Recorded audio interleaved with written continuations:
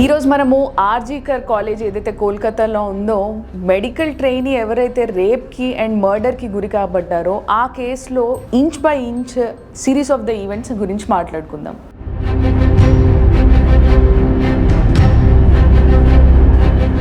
So first coming to the RG Kar college గురించి. ఈ ఆర్జీకర్ కాలేజ్లో సంజయ్ రాయ్ ముద్దాయి అని అందరికీ తెలుసు, కానీ సందీప్ ఘోష్ గురించి కూడా మీరు డెఫినెట్గా వినే ఉంటారు. ఎవరి సందీప్ ఘోష్ అని అంటే principal of the RG Kar college. ఈ ఇన్సిడెంట్ రాత్రి జరిగింది, ఓకే, 4 o'clock ఆ టైంలో జరిగింది. నెక్స్ట్ డే ఈ అమ్మాయి ఎవరైతే ఉన్నారో మెడికల్ స్టూడెంట్ వాళ్ళ పేరెంట్స్కి కాల్ వెళ్ళడం జరిగింది. ఏంటి అని అంటే మీ అమ్మాయి చాలా ప్రాణాంతకమైన పరిస్థితుల్లో ఉంది, మీరు వెంటనే వచ్చి చూడాలి అని. సడన్గా ఇట్లాంటి ఒక న్యూస్ రాగానే దేవర్ క్లూలెస్ అనమాట. ఏం జరిగింది మా అమ్మాయికి అని they have rush to the hospital. ఎక్కడైతే ఆ అమ్మాయి ఇన్సిడెంట్ జరిగిందో ఆ కాలేజ్ దగ్గరికి వెళ్ళడం జరిగింది. అప్పటికే పోలీసులు అక్కడ గుమిగూడి ఉన్నారు, ఎవరిని లోపలికి వెళ్ళవ్ చేయనియట్లేదు. అక్కడ ఎవరైతే డాక్టర్స్ పనిచేస్తున్నారో వాళ్ళందరూ కూడా ఏవైతే క్యాజువాలిటీస్లో పనిచేస్తున్నారో ఎమర్జెన్సీలో పనిచేస్తున్నారో వాళ్ళందరూ వచ్చి గుమిగూడడం జరిగింది. వాళ్ళని వెళ్ళిపోమన్నా కానీ వాళ్ళు వెళ్ళలేదు. ఎందుకంటే మనతో పాటు పనిచేసే ఒక అమ్మాయికి ఇక్కడ ఏదో జరిగింది, వాట్ ఎవర్ దట్ మేబీ, అది రేపా మర్డరా అనేది కూడా వాళ్ళకి ఏ క్లారిటీ లేదు. పోలీసులు వస్తున్నారు, లోపలికి ఎవరిని అలవ్ చేయట్లేదు, అసలు ఏం జరుగుతుంది అనే తెలియని పరిస్థితిలో వాళ్ళు ఉన్నారు. పేరెంట్స్ కూడా అలానే వెయిట్ చేస్తున్నారు, మా అమ్మాయిని చూపియండి అని. ఆ తర్వాత ఎవరైతే ఆ డాక్టర్స్ ఈ అమ్మాయి కొలీగ్స్ ఉన్నారో వాళ్ళు చాలా ఇంటర్వ్యూస్లో చెప్పడం జరిగింది, ఎవరైతే మెడికల్ ప్రొఫెషనల్స్ ఉన్నారో ఒక్క మనిషితో అయ్యే పని కాదు ఇది. ఎందుకు అని అంటే మేము వెళ్ళి ఆ అమ్మాయిని చూసినప్పుడు ఆ 2 కాళ్ళు అనేది విరగ్గొట్టేసి ఉన్నాయి. ఒక సన్నని పీలగా ఉన్న వ్యక్తి ఇంత అఘాయిత్యానికి పాల్పడతాడు అని మేము అనుకోవట్లేదు. ఎందుకనంటే ఎవరైతే సంజయ్ రాయ్ అనే వ్యక్తి పైన ఒక్క చిన్న ఘాటు కూడా లేదు. ఇప్పుడు ఏదైనా ఒక గొడవలోకి మనం దిగాము అని అనుకోండి, ఆ పెనుగులాటలో చిన్న దెబ్బైనా అవతల వ్యక్తికి తగులుద్ది, కానీ అతని ఒంటి మీద కానీ ఎక్కడ కానీ చిన్న గాయం కూడా లేకపోవడము, ఇవన్నీ మనం గమనిస్తూ ఉంటే there are lot of things which are concealed. మన దగ్గర నుంచి చాలా దాచిపెట్టడము జరిగింది ఈ కేసులో అనేది మనకి క్లియర్గా ఎవిడెంట్గా తెలిసిపోతుంది.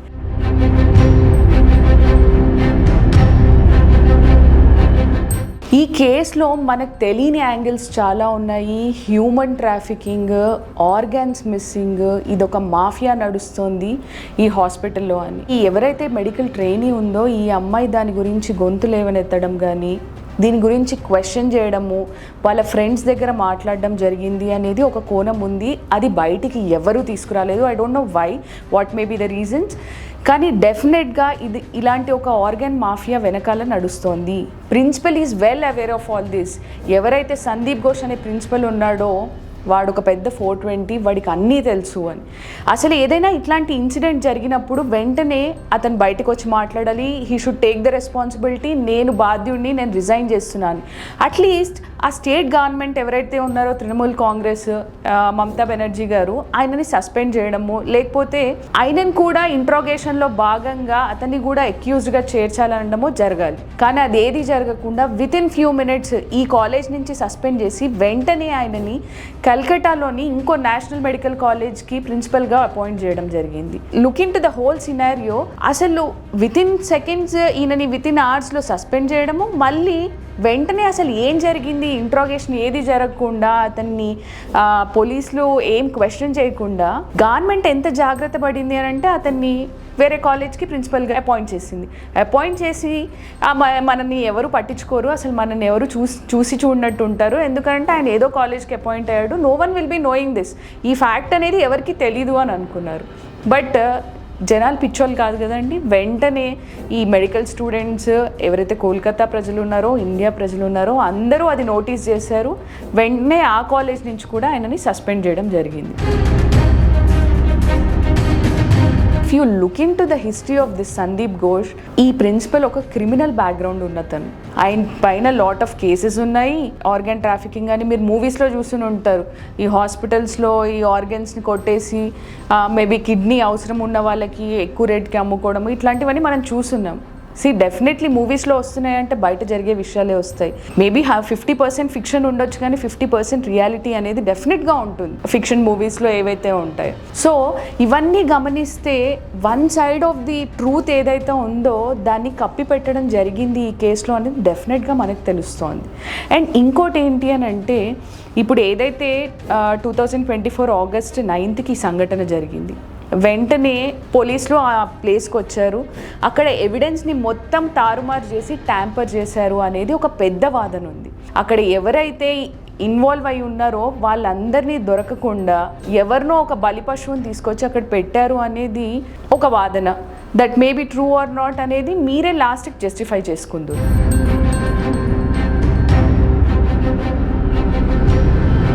This Sanjay Roy is a civic volunteer అనమాట. పోలీసుల కోసం పనిచేస్తూ ఉంటాడు, ట్రాఫిక్ వాలంటీరింగ్ ఇవన్నీ పనులు చేస్తాడు. This fellow is 28 years old. ఒక 28 ఏళ్ళ సన్నగా పీలగా ఉన్న పిల్లోడు.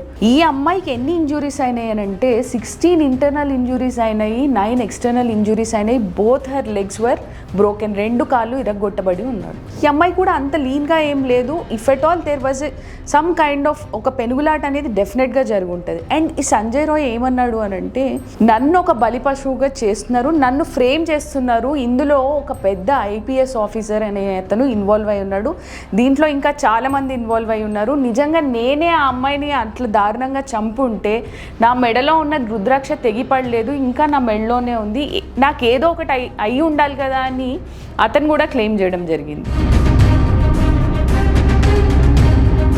సెంట్రల్లో ఏమో బీజేపీ గవర్నమెంట్ ఉంది, వెస్ట్ బెంగాల్లో తృణమూల్ కాంగ్రెస్ గవర్నమెంట్ ఉంది. తృణమూల్ కాంగ్రెస్ గవర్నమెంట్ డెఫినెట్గా ఎవిడెన్స్ ట్యాంపర్ చేసింది. అక్కడ చాలా వాదనలు ఉన్నాయి ఈ అమ్మాయి డెత్కి సంబంధించి, వాళ్ళు కొంచెం కూడా బాధ్యత తీసుకోలేదని. ఈరోజు ట్రయల్ మొత్తం అయిపోయాక సుప్రీంకోర్టు కూడా సుమోటోగా తీసుకొని సిబిఐని ప్రోబ్ చేసి ఎంక్వైరీ చేయమనింది. సిబిఐ సంజయ్ రాయ్నే ఒక సోల్ అక్యూజ్డ్గా ఇతనే రెస్పాన్సిబుల్ అని ఫ్రేమ్ చేయడం జరిగింది. ఇతనికి మరణశిక్ష విధించాలి అని కోర్టుని అప్రోచ్ అవడం జరిగింది. సీల్దా కోర్ట్ ఏం చెప్పింది అని అంటే, సర్కమ్స్టాన్షియల్ ఎవిడెన్స్ని పెట్టుకొని అక్కడ ఏదైతే ఇయర్ ఫోన్ పడిపోయిందో అది కూడా ఇతనికి చెందిందే అని చెప్పింది. మనం గమనిస్తే ఈ సర్కమ్స్టాన్షియల్ ఎవిడెన్స్ ఏదైతే ఉందో అవన్నీ ఫ్రేమ్ చేయబడ్డాయి ఈ సందీప్ ఘోష్కి. ఆల్దో ఆయన అక్యూజ్డ్ అయి ఉండొచ్చు, ఇతను ఒక్కడే కాదు ఇంకా చాలా మంది ఉన్నారు, వాళ్ళందరూ తప్పించుకొని ఇతన్ని మాత్రమే ఇందులో ఇంక్లూడ్ చేశారు అనేది మనకి క్లియర్గా అర్థమైపోతుంది. అండ్ ఇంకోటి ఏంటి అని అంటే, ఈరోజు వర్డిక్ట్ వచ్చిన తర్వాత ఎదర్ డాక్టర్స్ కానీ ఆ అమ్మాయి పేరెంట్స్ కానీ మొత్తం ఇండియా కానీ no one is happy. Although ఆయనకి లైఫ్ టైం ఇంప్రిజన్మెంట్ అంటే బతుకున్న రోజులు జైల్లోనే వాడు పడి చావాలి అని చెప్పినా కానీ ఎవరు సంతోషంగా లేరు. ఎందుకనంటే అందరికీ తెలుసు ఇతనే కాదు వేరే వాళ్ళు ఉన్నారు, చాలా ఇంపార్టెంట్ హై ప్రొఫైల్ పీపుల్ ఉన్నారు, వాళ్ళు శిక్ష నుంచి తప్పించుకున్నారు. అండ్ ఇతనికి కూడా లైఫ్ టైం ఇంప్రిజన్మెంట్ కాకుండా ఉరి శిక్ష వేయాల్సింది అనేది అందరి అభిప్రాయం. అండ్ సిల్లకోట్ ఏదైతే ఉందో అతన్ని 50,000 పెనాల్టీ కూడా విధించింది. అండ్ గవర్నమెంట్ ఏం చేసింది అంటే 17 lakhs మీకు ఎయిడ్గా ఇస్తాము మీ అమ్మాయి చనిపోయినందుకు అని చెప్పింది. దాన్ని పేరెంట్స్ రిజెక్ట్ చేశారు. ఎవరైతే డాక్టర్ వాళ్ళ పేరెంట్స్ ఉన్నారో అభయ పేరెంట్స్ వాళ్ళు రిజెక్ట్ చేశారు. And no one was least bothered about that 17 lakhs. అక్కడ అమ్మాయి చచ్చిపోయింది, ఆమెకు న్యాయం జరగాలి అని ఆలోచిస్తున్నారు తప్ప ఈ 17 లక్షల గురించి ఎవరు ఆలోచించట్లేదు. అసలు దిస్ ఇస్ నథింగ్. ఈ డబ్బు ఆ అమ్మాయిని తీసుకురాలేవు కదా, పోనీ తీసుకురాకపోవడం పక్కన పెట్టండి, నిజంగా ఈ అమ్మాయికి న్యాయం జరిగింది అనే ఒపీనియన్లో ఎవరూ లేరు. So no one were happy about that.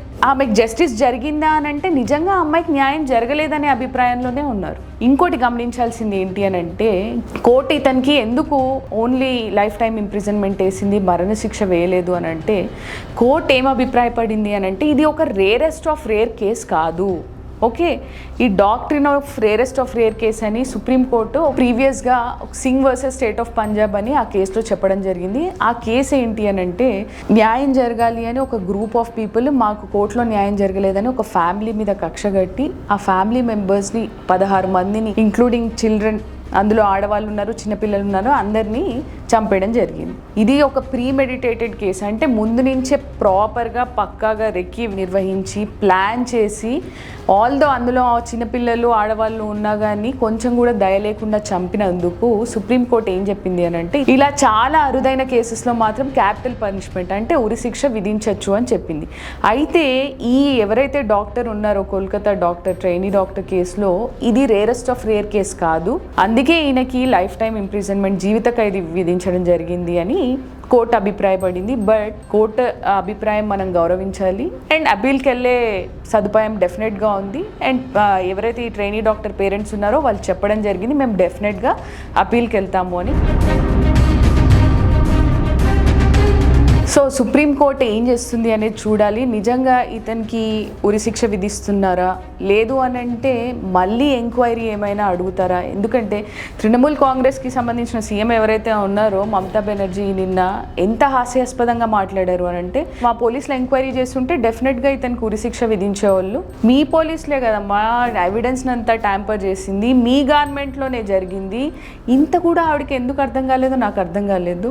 So justice 6 months వచ్చింది, చాలా డిలే అవ్వకుండా ఫాస్ట్ ట్రాక్ కోర్ట్ అపాయింట్ చేయడం జరిగింది. వితిన్ 6 months వర్డిక్ట్ అనేది బయటకు వచ్చింది. కానీ నిజంగా న్యాయం జరిగిందా లేదా ఫ్రెండ్స్ మీరే కమెంట్ చేయాలి.